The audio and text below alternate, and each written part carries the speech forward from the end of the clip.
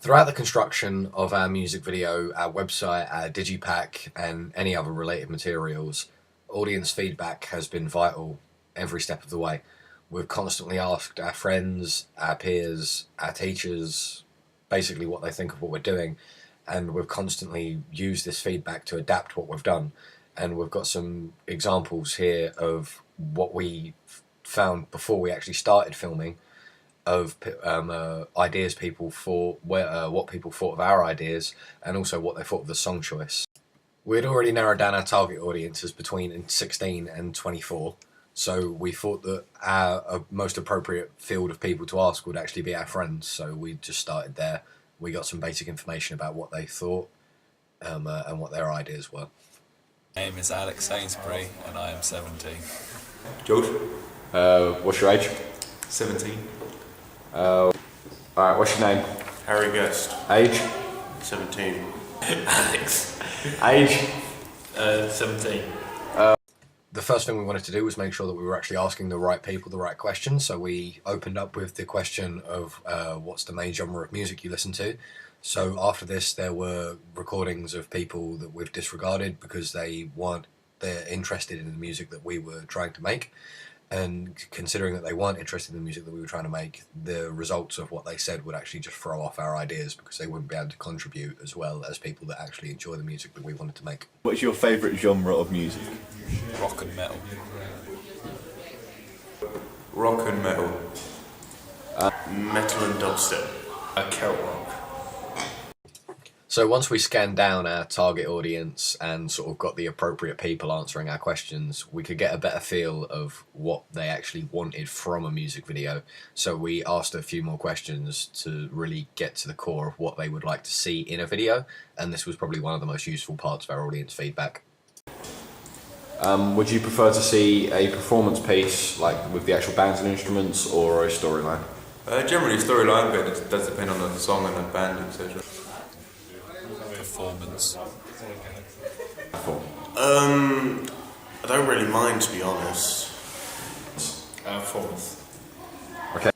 So from this we got an idea of sort of what they wanted as regards the actual content of the video. We also asked several more people, but we just didn't video record it. We sort of questionnaire about 20 or 30 people, just to see whether they would rather have an actual band perform or a storyline. What we got was there was some people preferred storyline, but overwhelmingly it was largely performance, and so obviously this factored into when we was planning our video, and the final product has come out with about sort of 3/4 performance, 1/4 narrative, and those sort of reflected the actual audience feedback results that we got earlier on. After this we asked several questions about where the sort of preferred location would be.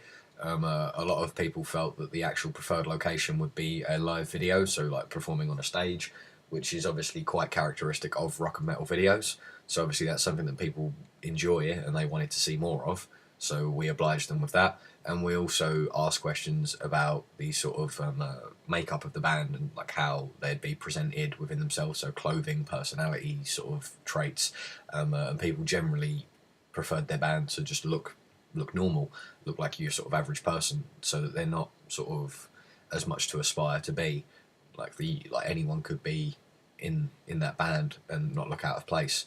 And I think a lot of people prefer their bands like that now.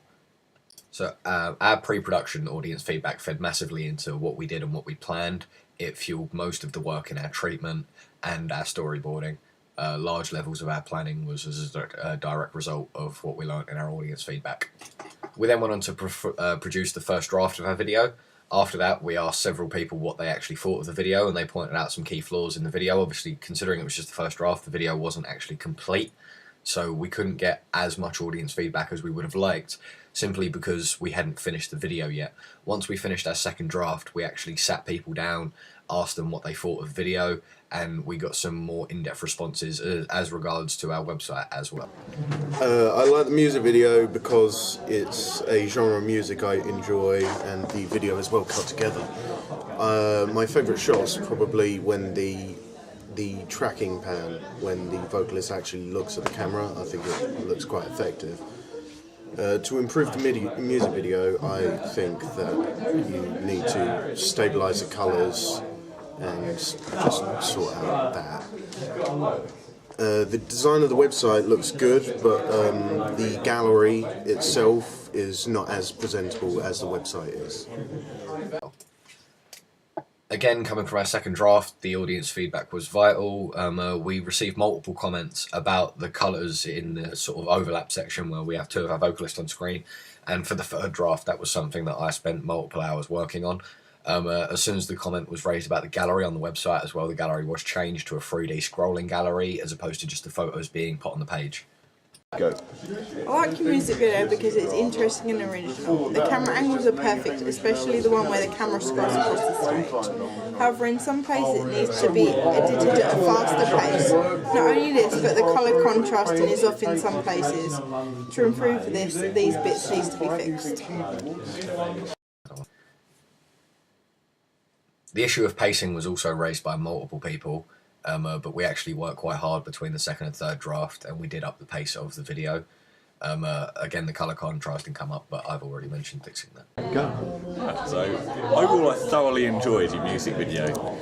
The drumming segments of the actual music video were perfectly in time with the track, which I found very, very professionally done. However, there were some not so good parts. For example, the lip syncing was a bit off in places, and the colour contrast of the split screen needs to be improved to some extent. Overall, it's a very good piece. I'd give it top marks. Again, we received comments about the colour contrasting, which we have fixed, and also lip syncing, which was another issue that once was raised in this clip, actually people did start to pick up on. Again, we've fixed the lip syncing as much as possible. There were certain segments where it was out of time by quite some way, but obviously we had just put the clip there considering that it was a draft. By the time we had come around to our final product, the lip syncing was as good as we could humanly get it.